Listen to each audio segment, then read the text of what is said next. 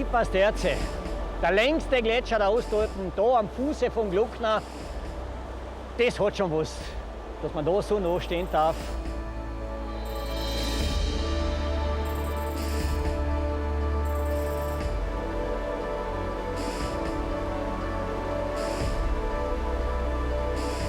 Dietmar, die blaue oder die gestreifte? Was meinst du? Hä? Max, 750 Kilometer haben wir noch bis zum Mittelmeer und du hast jetzt die Badehosen an. Das ist ja gleich, das haben wir ja. Und wenn man dann noch überlegen muss. Deine Sorgen möchte ich haben.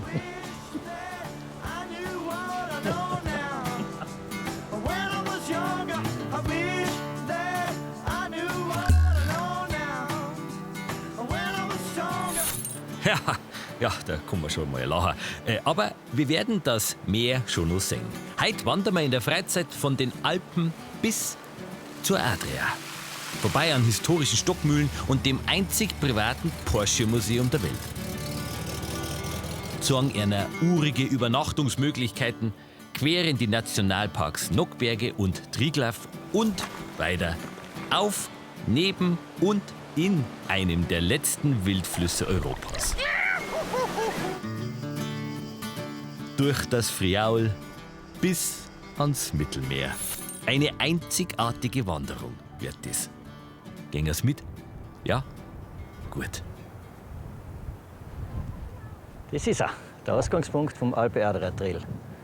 2362 Meter, mitten im Nationalpark Hohe Tauern, am Fuße vom Großgluckner. Aber uns interessiert jetzt nicht der Berg, sondern wir gehen die Richtung runter und in 2 Wochen hupfen wir in die Adria.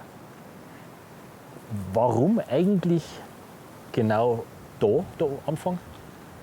Ja, weil einfach der Kern des Alpe-Adria-Trails sind 3 Länder, 3 Kulturen, 3 Regionen. Und wir gehen vom ewigen Eis bis direkt ans Meer, bis noch um ein Gelati zu essen. Also vom ewigen Eis zum Eisschlecker. Das ist meins. Ich glaube, das Eis dann unten deins. Das ist meins. Du, dann sage ich auf eine schöne Reise. Gerne mal so. Freu mich. Ich freue mich auch. Gell?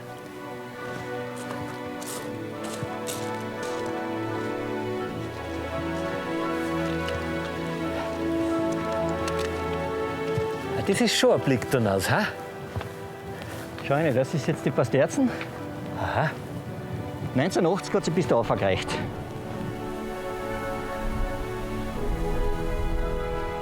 Dietmar Rossmann ist mein Reisebegleiter. Er leitet den Biosphärenpark Nockberge hier in Kärnten und war bei der Umsetzung des Alpe-Adria-Trails mit dabei.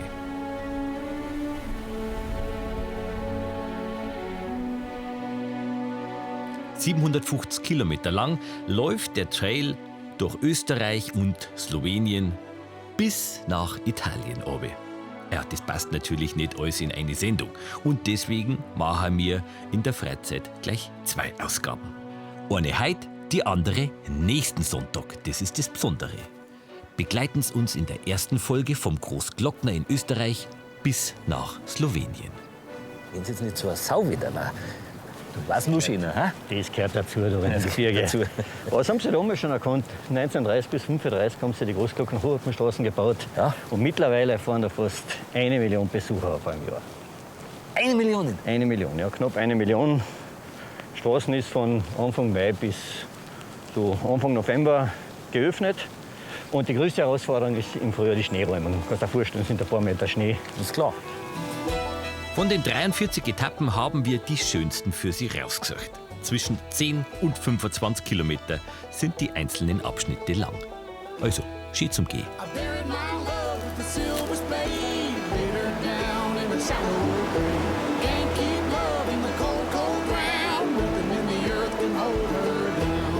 Der Trail ist eigentlich nicht darauf ausgerichtet, dass man jetzt wirklich von Gipfel zu Gipfel geht und abhakt und sagt, man hat so und so viele Höhenmeter gemacht, sondern er geht ganz bewusst in die Dörfer, um auch die Eigenheiten der Einzelregionen kennenzulernen und vor allem auch, um die Kulinarik kennenzulernen, wo wir zwei, glaube ich, Meister sind im Kulinarik war Erfahren von Kulinarik. Also ab und zu mal was essen ist nicht verkehrt.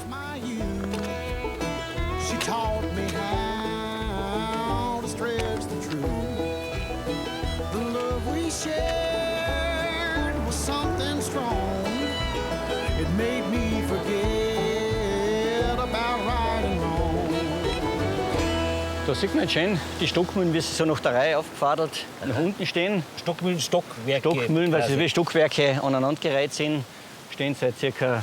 1850. Und wem kehren die dann? Da gehört jede Mühle einen eigenen Bauer. Jeder Bauer hat sein eigenes Korn gehabt und jeder Bauer seine eigene Mühle. Das Korn da angebaut in der Da Region? angebaut, in der Region ist Korn angebaut worden, ja.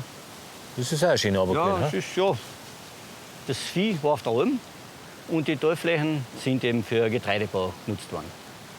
Und was eine ganz interessante Geschichte ist, der eigentliche Bach ist im nächsten Graben drinnen.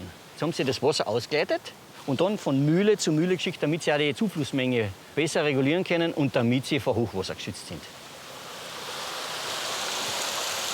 Siehst du, da ist jetzt über diesen Floh da ist die Mühle angetrieben worden. Wenn er oben ein Korn aufgeschüttet hat, Ja. dann hat er da diesen Mechanismus gespannt.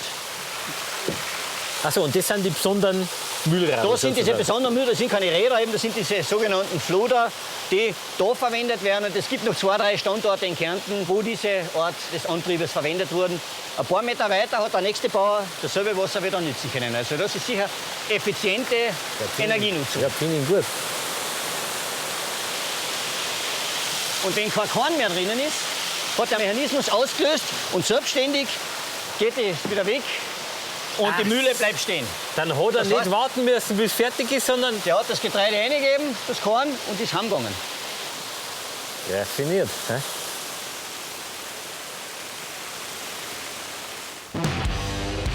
Rund um die Etappen 10 und 11 gibt es in der Künstlerstadt Gmünd eine ganz besondere Attraktion. Die größte private Porsche-Sammlung der Welt. Bitteschön. Gegründet hat das Museum der damalige Antiquitätenhändler Helmut Pfeifhofer 1982. Und weil es der Dietmar schon gesehen hat, schaue ich mir das Museum mit dem Sohn des Gründers an, Christoph Pfeifhofer.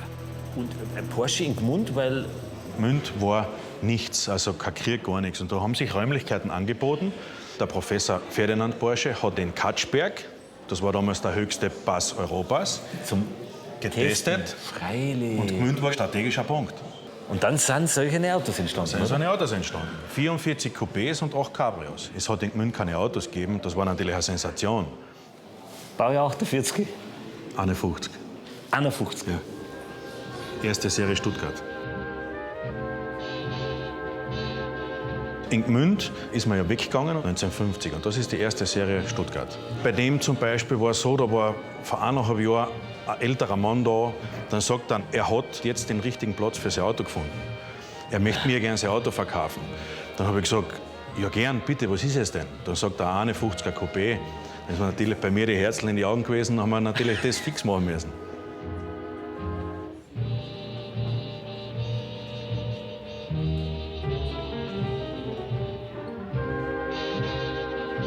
So kommt sie auch zu euren So Autos. kommt man zu unserem Auto, ja. Gott sei Dank. Wieso kommt der nicht zu mir? Du solltest ein Museum aufmachen. Ah, vielleicht. Ja?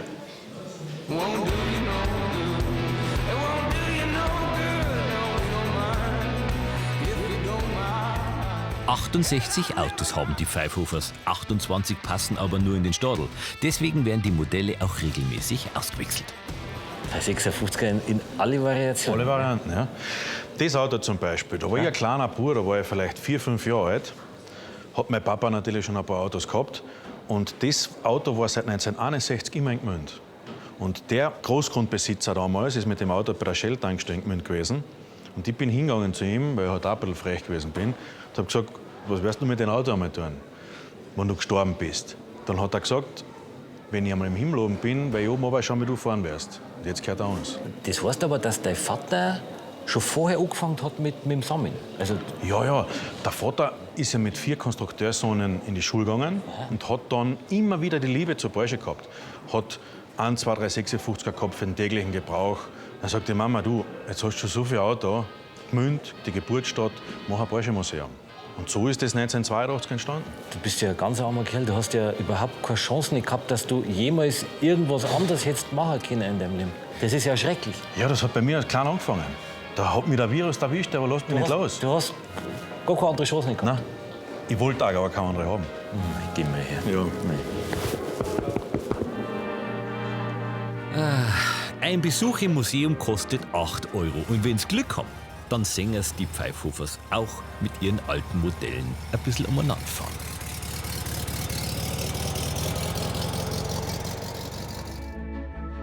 So, Dalla. Von Gmünd aus geht's jetzt weiter, Richtung Alexanderhütte.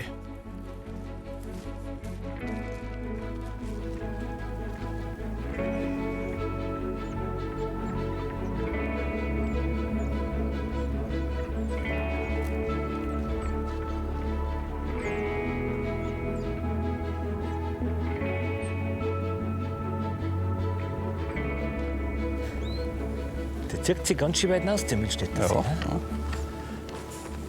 Warte, Max. Da unten ist Seeboden und da gibt es ein ganz tolles Angebot. Das nennt sich Dinner for Two beim Cola. Da führen sie die am Abend mitten auf dem See auf so eine schwimmende Insel. Wirst mit einem Boot hingebracht, einen eigenen Kellner, der Boden ist mit Rosen bestreut, perfekt gedeckter Tisch.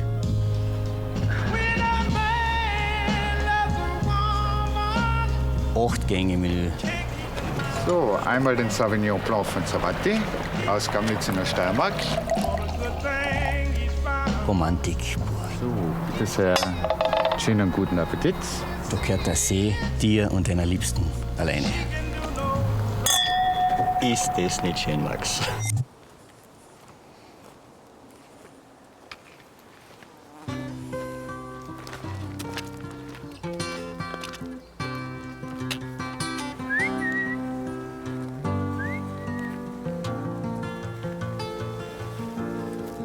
Just yesterday morning, they let me know you were gone. Suzanne, the plans they Mal jetzt. Ah, das ist gut. I walked out this morning and I wrote down this song. I just can't remember who to send it to. I've seen fire and I've seen rain.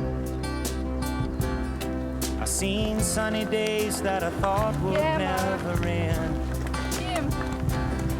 I've seen lonely times when I could not find a friend. But I always thought that I'd see you again. So, und für heute haben wir es wieder geschafft. Immer wieder ein guter Moment, gell? Wenn man am Zielpunkt ankommt. Immer wieder gut. Und für morgen der Startpunkt, oder? Ja, ja, und da unten schlafen wir. Wir kommen! Lonely times when I could not find a friend. Ja, servus, Dietmar. Servus, Franz. Servus. Grüß dich. Ja, grüß dich. Schönes Vorbeischaut's. Habe ich dir? Servus, grüß dich. Mitgemacht. Ja, Habe ich schön. dir? Ja. Sind haben wir schon gerichtet für euch. Gell? Ah, pfundig. Zunächst gibt's auch noch was. Ich muss gleich geschwind in den Stall schauen, weil sie da gerade Kühe möchten. Ach so. Wenn du willst, kannst du geschwind mitschauen. Gell? Ja, okay. Okay. Okay, ja.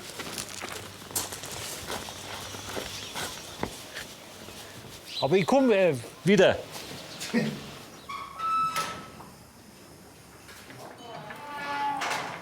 viel habt ihr? Wie viel? Ja, also 12, 13 sind die Milch da herum über Sommer und das über 4 Monate. Also sind wir ziemlich lang herum. Und was geben die so Milch haben? Ja, die geben schon gute 20 Liter pro Tag. Ja. Das ist für die Almen schon gut. Weil sie produzieren praktisch nur aus der Almlandschaft. Die Weiden sind ja pfundig, da wächst ja alles drauf. Kräuter, Ja, freilich, ja, das ist ja gut gepflegte Alm. Aber und was machst du mit der Milch? Ja, alles da verarbeiten. Almmilch ist ja was Besonderes. Das klingt wahnsinnig gut. Ja. Franz, weißt du das? Ja. Nein, wir sind relativ lang gegangen jetzt schon.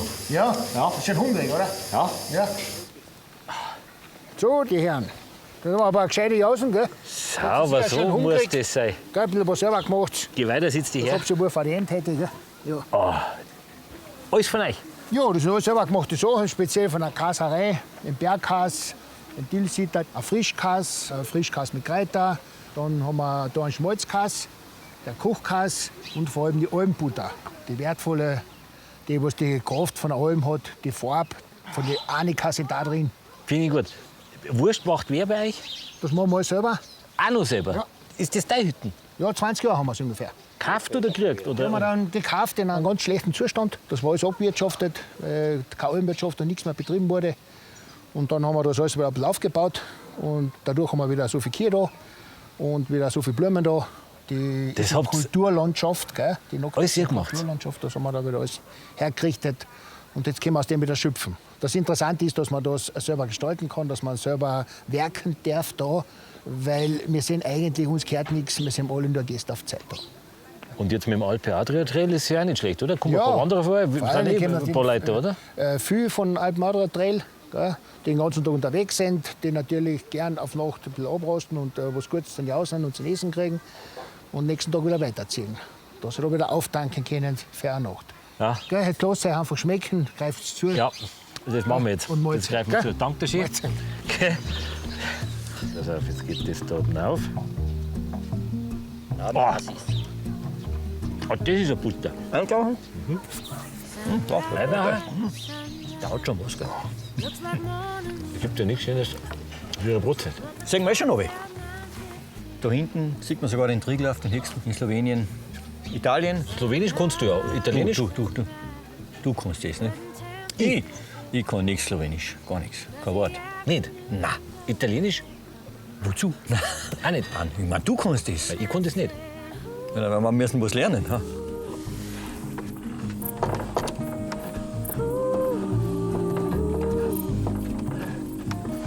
Bier, Pivo. Tri Pivo. Was heißt denn bitte? Salat, Salata. Bitte, Prosim. Tri Pivo, Prosim. Der Lago ist das See. Ja, das geht. Das werden wir zusammenbringen. Fangermandel, was heißt denn Fangermandel? Bringen wir mal. When I see we made it through another day. And I say Auf der Alexanderhütte vom Hüttenwirt Franz und seiner Familie haben wir dann auch übernachtet. Kostet pro Person mit Frühstück ab 40 € und den Proviant für den nächsten Tag kann man auch gleich in der eigenen Käserei kaufen. Praktisch.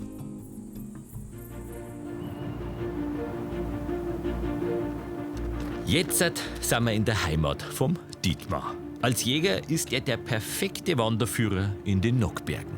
Da kennt er sich aus.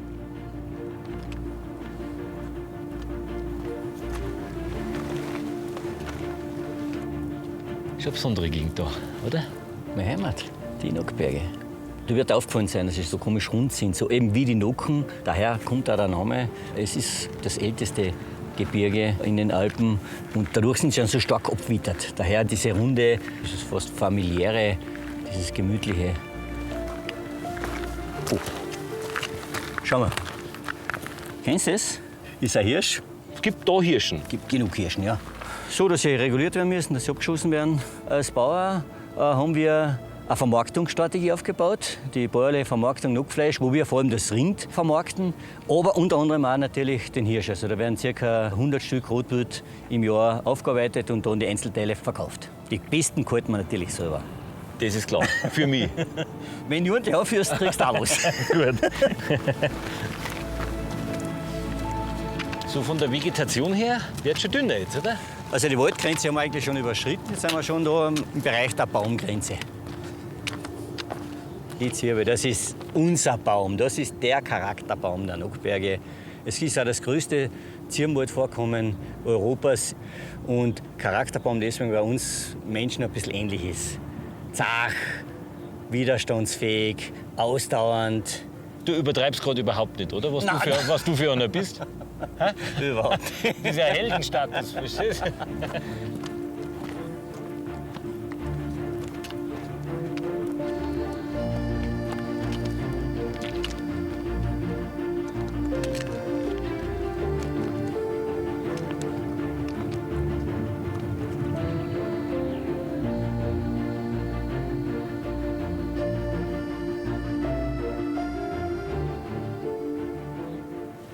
Geht schon auf und runter, oder? Bei diesem Alpe Adria Trail. Mit dem Alpe Adria Trail wollten wir nicht möglichst schnell und möglichst geradlinig von A nach B, nämlich vom Gletscher eben zum Meer kommen, sondern wir wollen in jeder Etappe so diese Eigenheiten der Orte, die Eigenheiten der Regionen mitbringen. Eigenheiten hinsichtlich des Kulturraumes. Das sollte man spüren, am Mühlstädter See. Den See musst du spüren, das war unsere Überlegung. Und vor allem auch die Kulinarik von der Region wollen wir einfach mitgeben. Und das wollen wir die Chance geben, dass man das erfahren und miterleben kann. Das ist ja nicht der direkte Weg. Selbst da in die Nockberge kann die ja schon mehrere Touren machen, glaube ich. Wie viel sind es? Ja, es sind insgesamt 5 Touren, die direkt durch die Nockberge führen. Die könnte man abkürzen, nur man würde vieles versäumen. Ja, das hast doch du mit Absicht so gemacht, oder? Und sag mal, geht das auch, dass du endlich einmal die Brotzeit auspackelst? Bist du hungrig? Ja, Entschuldigung. Also, Also, ja, mit. Knockfleisch. Das haben wir jetzt Knockfleisch, ja. Ein bisschen Speck, ein bisschen Salami, eine Hauswürsteln. Das ist echte regionale Qualität. One day I know I feel strong again. Lift my head.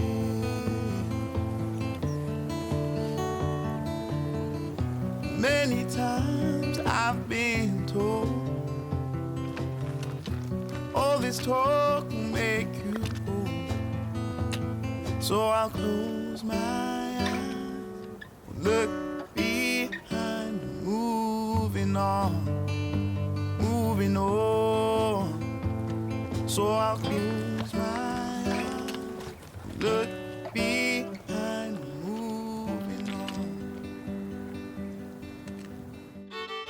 Wir verlassen die Nockberge in Österreich und gehen auf unserem Genusswanderweg über die Ländergrenze nach Slowenien. Das hat nicht so gut ausgesehen. Jetzt der schnellste schon im oberen Teil. Hervorragender zweiter Lauf von Armin Bittner, der jetzt in Führung liegt.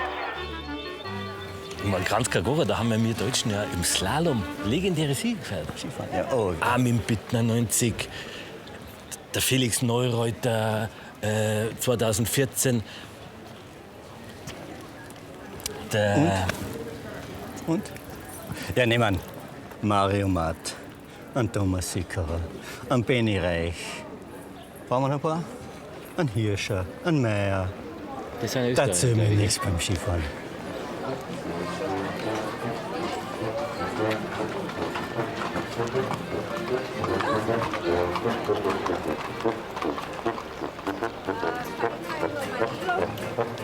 Also diese App ist ja quasi genau für diesen Alpe Adria Trail gemacht. Also jetzt haben wir Etappe 23, ganz Casora, Trenta. Da sieht man die Kondition, dass der Bauch, welche Schwierigkeitsgrade, wie weit das ist. Ah ja, der Strecken, Ja, genau. Aufstieg, Abstieg, 7 Stunden. Ja, da siehst du sogar das Höhenprofil.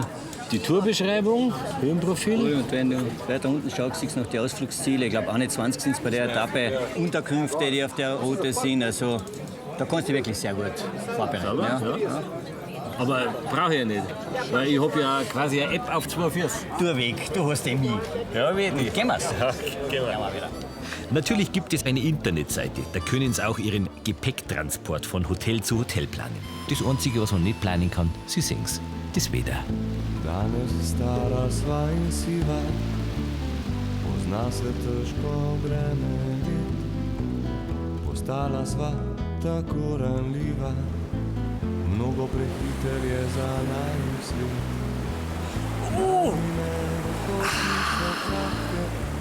Le redko kdaj še greva kam, vedno skupaj, vedno sama, ona vse, kar ima.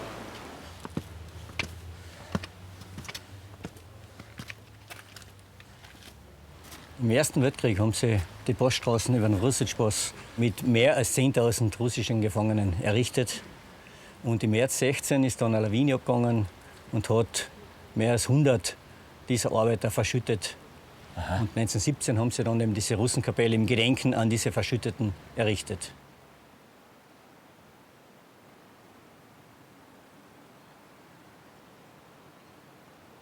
Zum Ersten Weltkrieg werden wir noch einiges erfahren jetzt am weiteren Weg am Alpe Adria Trail.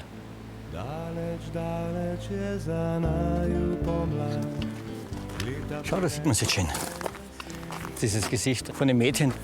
In Slowenien gibt es den Zlatarok. Das ist ein sagenumwobener Gamsbock mit goldenen Haaren. Und dieses Mädchen hat den Tod vom Zlatarok vorhergesagt. Und als Strafe haben sie sie da versteinert. Das ist die Geschichte. Das ist die Geschichte zu dem Gesicht, ja. Und jetzt bleibt so ein hübsches, jungfräuliches Gesicht. Ja. Auf ewig. Und das ist bei dir, gell? Danke. Daleč, daleč je za naju pomlad, leta prinesla so jesen. Daleč kot dekletu sem govoril, rad te imam, in ko bil jaz pancem Sind wir herum, oder? Das ist jetzt der Sattel. Jetzt sind wir am Roselspaß, ja. Für uns heute der höchste Punkt und gleichzeitig auch eine Wasserscheide.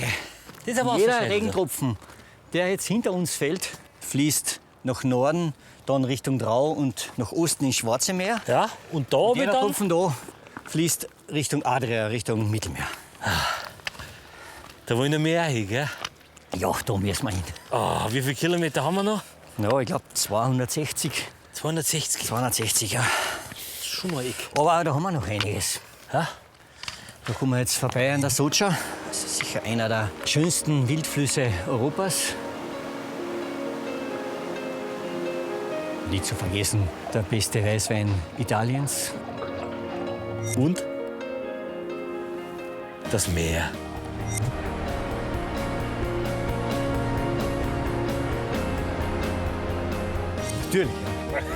Natürlich. Da kriege ich mein Eis. Ja, Das du zahlst.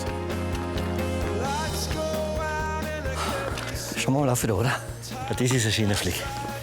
Der ist quasi einer Halbzeit würdig. Wenn wir schon War ich Wasser dabei haben. War ich selten am Berg. Leider nur Wasser. Max, Prost.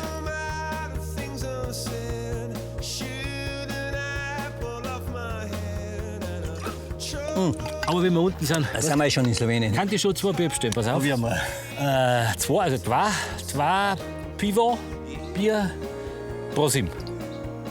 Prosim? Prosim, ja, Irgendwie Prosim. so. Ja, wird Prosim. möglich, ja. Ich werde einen Wein bestellen. Vino Bianco. Und das ist Bianca.